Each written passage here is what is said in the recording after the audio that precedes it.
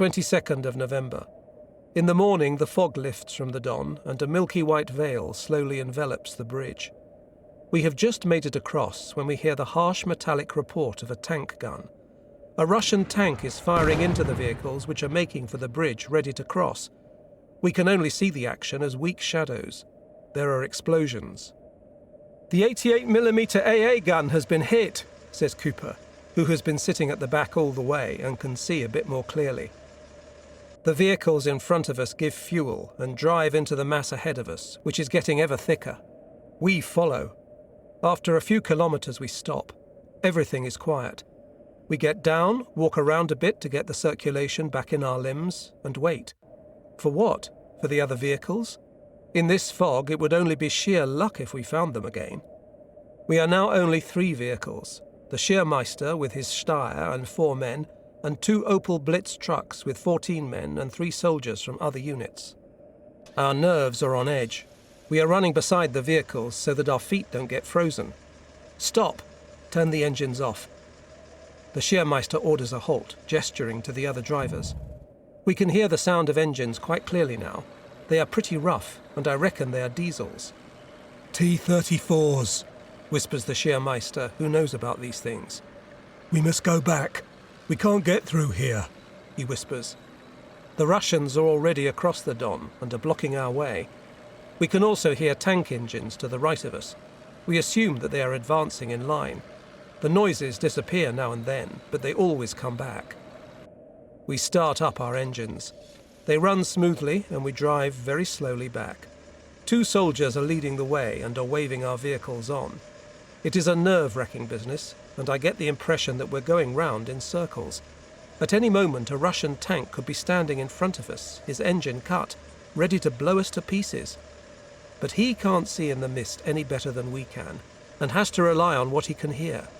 That at least is something in our favour, though it's not much. Again, there are noises in front of us. A flare goes up. We keep stock still. Have they seen us? The light from the flare hardly penetrates the fog, giving it a ghostly appearance. The drivers immediately cut their engines. The yellowish light falls and is extinguished in the snow. Silence. My heart is pounding in my throat.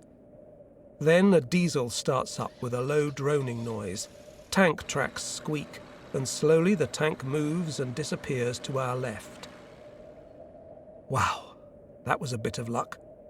But he is in the same situation as we are. It's possible he's heard us, but for him too it must have been scary. Where to now? Have we been driving around in circles? That's always a possibility in these conditions. We carry on driving at walking pace through the milky soup, just like before. Then one of the soldiers, who has been walking ahead of us, comes back, out of breath, to report that he has noticed a weak light from a fire or something to our side. We must assume that the Russians are there, and he suggests a recce. I am in the patrol.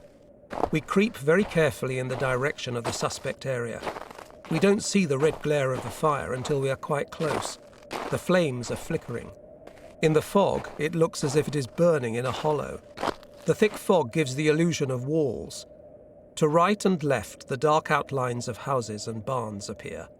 We glide over the snow, closer to the fire, and can make out several figures talking together.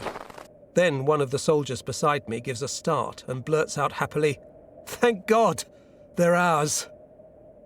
I too have recognized them by their language. It is the Spieß with Döring and 2 personnel carriers. Among the 12 men are Meinhardt, Svina, and the 6th Stabsgefreiter, Petsch. Just like us, they have been fumbling around in the fog and then ended up here in the kolkhoz. Where the rest of our vehicles have ended up, they don't know either. The Spieß and some of the others discuss the matter.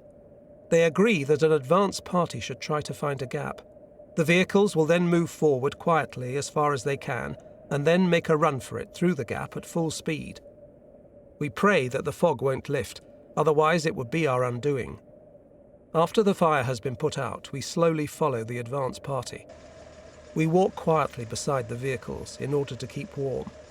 I have to rub my eyes continually. The constant staring into the fog and the cutting cold is affecting my sight. Whenever we watch, we imagine figures in front of us and clutch our weapons that much more tightly. Then Russian voices can clearly be heard coming from the left. Then there is a loud yell and a question. In response, a tank engine starts up with a droning noise. Then the engine of the Steyr screams into life, and Janssen pushes the accelerator pedal of the Opel Blitz to the floor. Our truck leaps forward and then drives on. Then we hear the engines of our other vehicles to the right of us. We can see nothing in front of us. The milky mass is just like a wall. Driving across the bumpy steppe, we are thrown up to the canvas roof over the truck and hold on to the framework of the flatbed for all we are worth. We hope the truck won't break an axle. Behind us, we hear the sharp report of the tank gun firing. The rounds swish overhead. The T-34s are shooting blindly into the fog. It would have to be sheer luck if they were to hit us. "We made it!" yells Varias, and all our pent-up excitement is released. Although we have broken through the tank barrier, the question still remains, are we out of the encirclement? The gunfire from behind has stopped, and Janssen eases his foot off the pedal as the engine has run hot. Where are we? And where are the others? We haven't seen anyone lately.